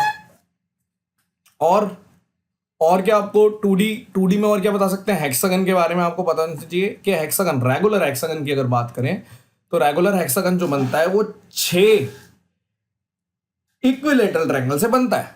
6 इक्विलेटरल ट्रायंगल प्रेजेंट होते हैं। ठीक है, मैंने इसको ऐसे दोबारा से बनाया, बहुत ही गंदी ड्राइंग है, पता नहीं कैसे बन रहा है, क्या बन रहा है मुझे खुद नहीं समझ में आ रहा। तो आपने बोला ये इक्विलेटरल ट्रायंगल, ये इक्विलेटरल ट्रायंगल, ये वाला, ये वाला, ये वाला, ज्यादा बन गए ना ये तो, 1 2 3 और 5 6 7 ज्यादा बन गए यार। मैं माफी चाहूंगा, ये जो बना हुआ है ना इसी को देख लो। ठीक है, तसल्ली से बनते हैं मेरे से डायग्राम ना, वरना बनते ही नहीं है। तो आपने बोला 6 इक्विलेटरल ट्रायंगल से बनता है। अब इस वाले केस में क्या होता है, अगर आपको एरिया बोला तो आपने एक इक्विलेटरल ट्रायंगल का एरिया है √3/4 ए स्क्वायर, क्योंकि ये ए रेगुलर है यानी साइड साइड बराबर है, इंटू 6 कर दिया, जो कि ये लिखा हुआ है देखो। पैरामीटर 6 से है। इन रेडियस कैसे बनेगी, अगर हम इन रेडियस की बात करें तो ये सर्कल एक अंदर बन सकता है, यानी इन रेडियस एक्चुअल में अगर आप बात कर रहे हो, ये जो रेडियस है, मतलब अगर अब देखो, अब साफ बना दूंगा मैं, गजब। ठीक है, मान लो मैंने ऐसे करके एक वो बनाया सर्कल, ये इन रेडियस मतलब जो पूरा सर्कल अंदर टच कर रहा है वो इन रेडियस। इसकी बात करें तो ये एक तरह से हाइट है इक्विलेटरल ट्रायंगल की, यानी √3/2a है। सर्कम रेडियस की बात करें तो ये वाला डिस्टेंस है, ये वाला डिस्टेंस, यानी ये तो ए ही है, तो ये सर्कम रेडियस होती है। और डिस्टेंस बिटवीन 2 पैरेलल लाइन की बात कर रहा है, यानी आपको दोनों हाइट को प्लस करने के लिए बोल रहा है, तो √3/2a प्लस √3/2a, आधा आधा एक होता है, यानी √3a, ये आंसर आएगा जो कि ये लिख रखा है। कुछ क्वेश्चन इस पे आ जाते हैं, लिखे हुए हैं कि हेक्सागन अगर इंस्क्राइब्ड है एक सर्कल में जिसकी रेडियस है r, और ये इसकी साइड दे रखी है और अदर साइड्स भी दे रखी है, ठीक है, ये रेगुलर नहीं है, इररेगुलर है, तो उस केस में अगर r निकालना है तो ये डिराइव्ड है। मैं चाहूंगा कि इसको आप देख जरूर लें, लेकिन मैं इसको एक्सप्लेन नहीं करने वाला, क्योंकि ये कुछ एक्स्ट्रा चीजें होती है ना जो पूरी कंपाइलेशन में आप लोग डिमांड करते हो।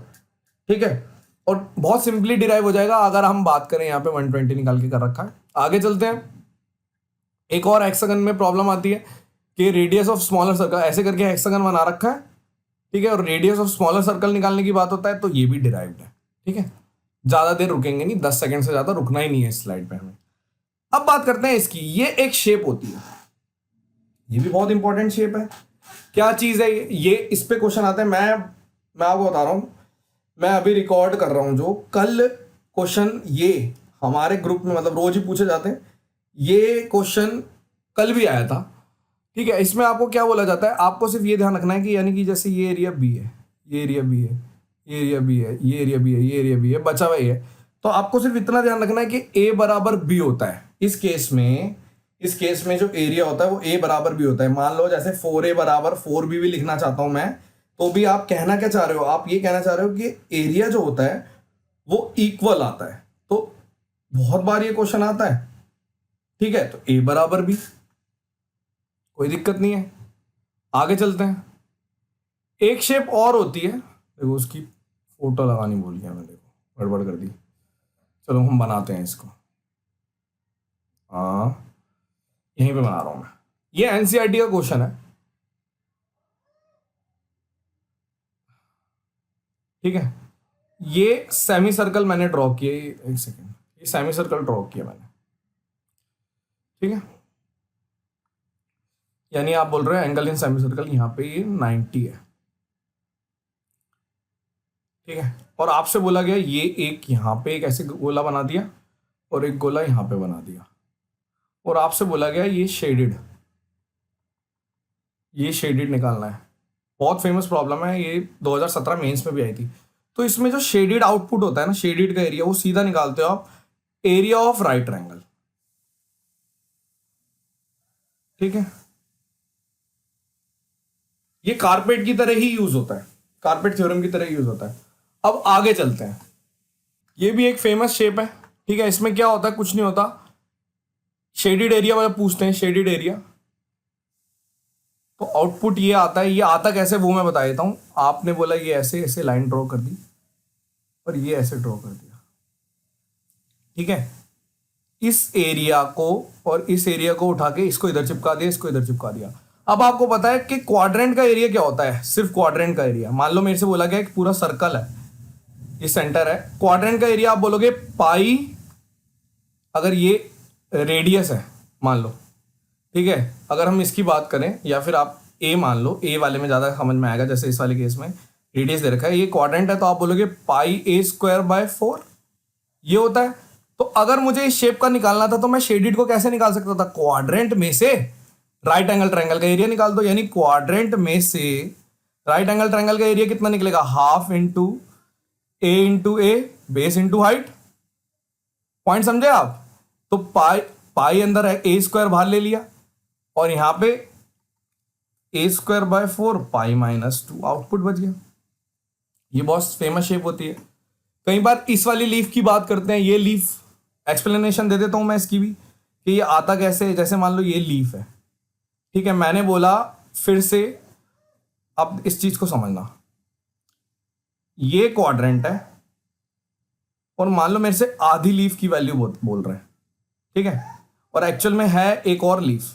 तो अगर मैं सिर्फ आधी लीफ की वैल्यू निकाल के डबल कर दूं तब भी बात बन सकती है। लेकिन आप एक पॉइंट समझो, अगर मेरे को बोला गया, मैं इस वाले केस में समझा देता हूं, कि अगर मैं पूरे एक क्वाड्रेंट और दूसरा क्वाड्रेंट, मतलब मैंने एक क्वाड्रेंट निकाला और मैंने एक और क्वाड्रेंट का एरिया निकाल के, दो क्वाड्रेंट का एरिया निकाल के प्लस कर दिया, तो जब एक क्वाड्रेंट का एरिया निकाला, देखो रेड वाले से मैं पहले क्वाड्रेंट का एरिया निकाल के दे रहा हूं, ठीक है, ये रेड वाला है, और आपने बोला दूसरे क्वाड्रेंट का आप येलो वाले से कर दो। मैंने यहां से शुरू किया, ये तो रिपीट हो रहा है ना।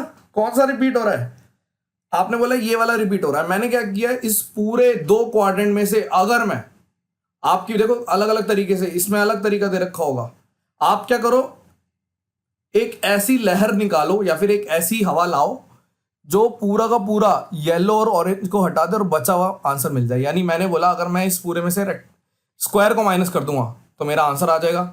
आप एक्सप्लेनेशन से ऐसे कर सकते हो, या फिर डायरेक्ट, अगर आपने 3 या 4 बार ये वीडियो देख ली तो आपको वैसे भी कभी नहीं भूलेगा कि लीफ का एरिया होता है 4/7 साइड स्क्वायर। अब क्वाड्रेंट में कई बार ये पूछा जाता है कि ये देखो दो, ये क्वाड्रेंट है जिसकी रेडियस है r, ये r है पूरा, ठीक है, और आपसे बोला गया मान लो कि शेडेड एरिया की निकालो, तो आप ये भी निकाल सकते हैं। सिमिलरली कई बार आपसे, देखो समझ रहे हो ना, पॉइंट समझ रहे हो, निकालने को इसकी भी एक्सप्लेनेशन दी जा सकती है। कैसे, आपने बोला मान लो अगर ये यहाँ से, ये देखो ढंग से बना नहीं है, लेकिन ये अगर सिमेट्रिकल बनता ना तो ये ऐसे करके, देखो मैं दोबारा बनाता हूँ, देखो समझा देता हूँ, ठीक है, जो लगेगा समझाने वाला वो समझाएंगे। यहाँ पे ऐसे है, ये ऐसे है, यहाँ पे ये ऐसे है और ऐसे है। यानी अगर मैं बोलूँ यहाँ पे जो ज्वाइन कर रहा है ये एरिया स्क्वायर है, और आप 1 2 ये आपका और ये पूरा, यानी एक सर्कल और 1.5, मतलब कि मैं पूरे क्वाड्रेंट में से, अगर क्वाड्रेंट, देखो शेडेड निकालना है, शेडेड को निकालने का एक और तरीका भी आप देख सकते हो, पूरे क्वाड्रेंट में से माइनस कर देता हूँ 1.5 सर्कल, 1.5 सर्कल कर देते हो किसका, इस वाली, ये जो रेडियस, इसका रेडियस कैसे निकालोगे, अगर ये पूरा 4 है तो हमें अगर ये निकालना है, ठीक है, तो आप बोलोगे ये r/4 है, r/4 से निकाल लेना, और माइनस ये कितना है, ये r/4, ये r/4, ये इसका स्क्वायर है, तो आप स्क्वायर का एरिया, आप स्क्वायर कैसे प्रूव करना है ये मत पूछना, आप बड़े आराम से प्रूव हो जाएगा सर्कल की प्रॉपर्टी से, कि भैया ये तो 90 होता ही है, ये भी 90 हो जाएगा, ये भी 90, ये भी 90, तो चारों एडजेसेंट बराबर भी हैं। अगर दो साइड बराबर हैं और एडजेसेंट है तो आप स्क्वायर भी प्रूव कर सकते हो। तो आप ऐसे भी कर सकते हैं, ठीक है, या फिर 3r² / 7 डायरेक्ट भी कर सकते हो। अब देखो जैसे ये वाला अगर आपसे पूछा गया ये कैसे करोगे इसका एरिया, अब ये पूछा जाए तो आप करोगे क्या, कुछ करने की जरूरत ही नहीं है, आपको सिर्फ इतना इमेजिन करना है कि अगर ये r है तो सर्कल है, मतलब ये अगर क्वाड्रेंट है, मान लो मैंने पूरा सर्कल ऐसे बना दिया, ठीक है, ये सर्कल पूरा ऐसे बना दिया, सर्कल लग नहीं रहा होगा, ये वाला भी r हो गया, ये वाला भी r हो गया, यानी ये तीनों r हो गए। यानी एक्चुअल में अगर √3/4 r², यही तो शेडेड होगा, क्योंकि ये इक्विलेटरल प्रूफ कर दिया आपने, खत्म क्वेश्चन। आगे चलते हैं। लेकिन अगर राइट एंगल ट्रायंगल नहीं बना हुआ, ये शेडेड है, तो इस केस में देखो, इस वाले केस में जो आपका आंसर आएगा वो मैंने लिख दिया है। इसको भी प्रूफ किया जा सकता है, लेकिन सारी चीजें प्रूफ करने, एक्सप्लेनेशन देने की जरूरत नहीं है, आप इसको भी प्रूफ कर सकते हो। ठीक है, आगे चलते हैं। बचा हुआ ये भी प्रूफ हो सकता है। बचा हुआ मतलब पूरे क्वाड्रेंट में से, अब मैंने जो पिछले वाला निकाला उसमें से आपने इक्विलेटरल का एरिया माइनस कर दिया, तो ये आ जाएगा। ये भी निकलता है, ये वाली जो चीज है वो भी निकलती है आपसे। इन सब की अब आपको लग रहा होगा यार इनका प्रूफ भी दे दो, सबके प्रूफ आएंगे आगे, मैंने दे रखे हैं, दिखाते हुए जाऊंगा स्क्रीन। सबके प्रूफ दे रखे हैं, सबके प्रूफ प्रेजेंट है। ये भी हो गया।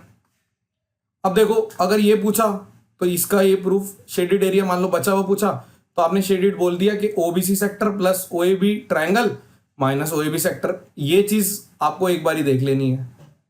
कैसे करा, मतलब अगर मैं इस ओबीसी सेक्टर को निकाला और ओ ए बी ट्रायंगल को, ठीक है, और minus O A B sector कर दिया तो निकल जाएगा। ठीक है, सिमिलरली इसको बोला तो भी निकाल सकते हो, ये चीज इंपॉर्टेंट है। सिमिलरली अगर आगे मतलब चेंज करता जाएगा, आपको बस एक बार कॉपी पेन लेके इसको देखना है कि किस तरीके से चीजें, और खुद से डिराइव करनी है। अब देखो ये आ गया, अगर ये स्क्वायर का एरिया x दे रखा है तो 4/7 x स्क्वायर, ये शेडेड एरिया है। क्या आप चाहते हैं कि मैं इस चीज में एक्सप्लेनेशन में वेस्ट करूं? नहीं ना, आप आराम से देखते हुए जाइए।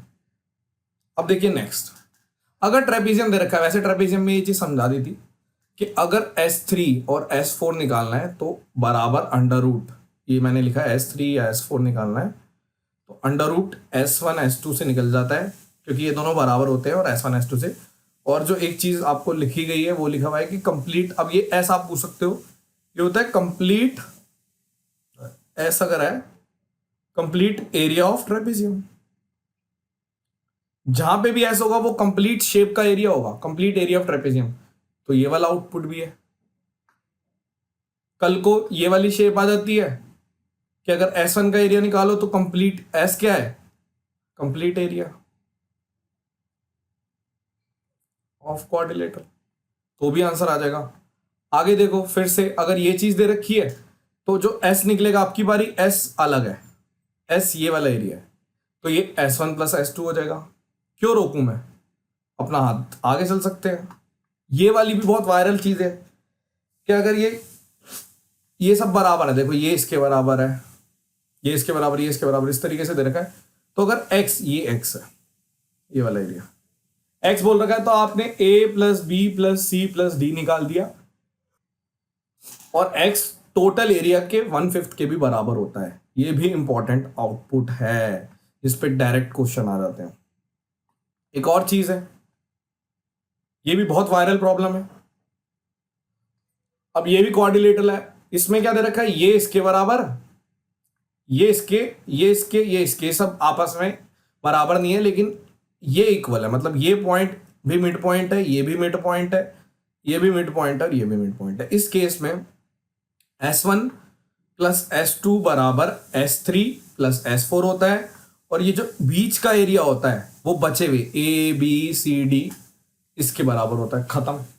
अब ये वो क्वेश्चन है जो मेरे को नहीं लगता कि SSC पूछेगा, लेकिन ये मॉक में और ये आप कभी ना कभी वायरल में प्रॉब्लम हो जाती है। फिर आपको ये लगता है कि भैया हमें मेंसुरेशन नहीं आती, हम कहीं ना कहीं कमी, हम लैग फील कर रहे हैं, आपका कॉन्फिडेंस पूरा डाउन हो जाता है। और ये पेपर को निकालना सिर्फ कॉन्फिडेंस का ही तो खेल है, आपको लगना चाहिए आपकी तैयारी एक सही डायरेक्शन में जा रही है। ठीक है, मेंटोर का काम तो बहुत छोटा होता है यार।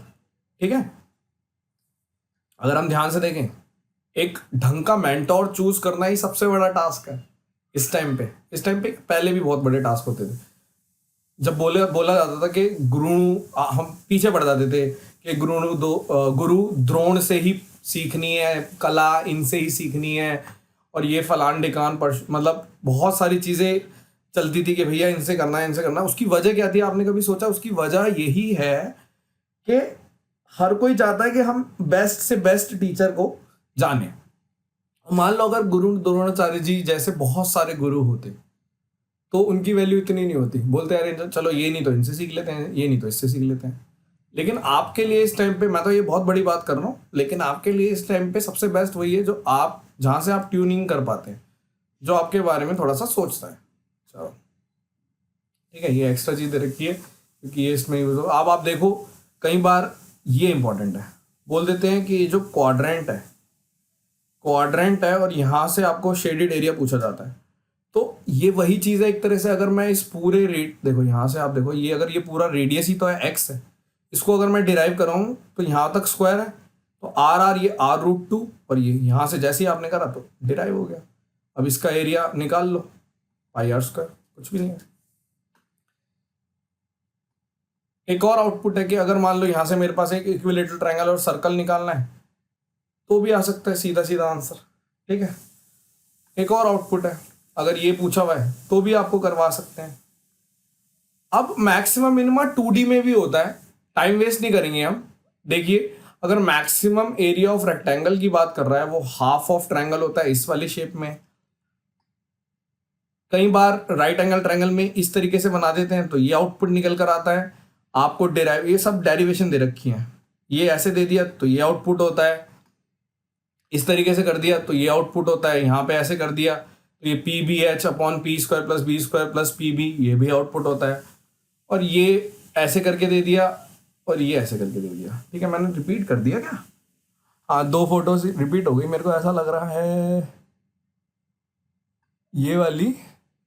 एक सेकंड रुको, हाँ कोई बात नहीं, क्योंकि ये देखो मैंने जो आपको पूरा ये आपकी मेंसुरेशन 2D 3D में क्लास दी है, ये पूरा एक्सप्लेन जो करा है मैंने 3D इसलिए एक्सप्लेन करी, 3D मेन है।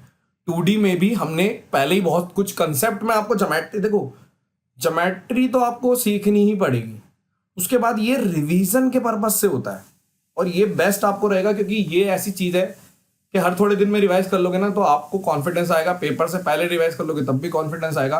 बहुत ही मज़ेदार चीज़ है। और इसमें 2D मेंसुरेशन में 2D मेरे को इंक्लूड इसीलिए करनी पड़ी क्योंकि मैंने कुछ शेडेड वाले क्वेश्चन देखे कि हाँ यार ये चीज़ है, वो चीज़ है, फलान है, मतलब बहुत सारी चीज़ें फेमस होती हैं। ठीक है, तो आई होप कि आपको ये क्लास समझ में आई होगी और आप बहुत अच्छे से इसको रिवाइज करेंगे, बार बार रिवाइज करेंगे। और बस लाइक करना है, शेयर करना है, कमेंट करके। अब क्लास ओवर हो गई है, आपको ज़रूर बताना है, जितने ज़्यादा आप लोग कमेंट करेंगे उतना मुझे अच्छा लगेगा। मैं चाहता हूँ कि आप लोग कमेंट करके बताएं क्या चीज़ें हैं, कैसा लगा, कैसा नहीं लगा। बहुत ज़्यादा बूस्ट हो जाता है बंदा। मेरी लेटेस्ट जो लास्ट वीडियो थी ज्योमेट्री की, वो अच्छी चल गई थी, 7 दिन में 20 के पार हो गए, मतलब 20-25 के हो गए लगभग। तो बहुत अच्छा लगा कि मेहनत करी और आउटपुट आया, वरना कितनी बढ़िया बढ़िया इतनी यूनिक चीज़ें पढ़ा रखी हैं और उसमें जब आउटपुट नहीं आता थोड़ा सा ठीक नहीं लगता, बस और कुछ नहीं है। और आप लोगों को पता है कि मैं मुखर्जी नगर में क्लासेस लेता हूँ, 7982155093 मेरा नंबर है। लॉकडाउन की वजह से ऑफलाइन क्लासेस फिलहाल बंद है, ठीक है, लेकिन आपको पता होना चाहिए ये चीज़ें। चलो, थैंक यू सो मच और session dismiss. Thank you so much, God bless you.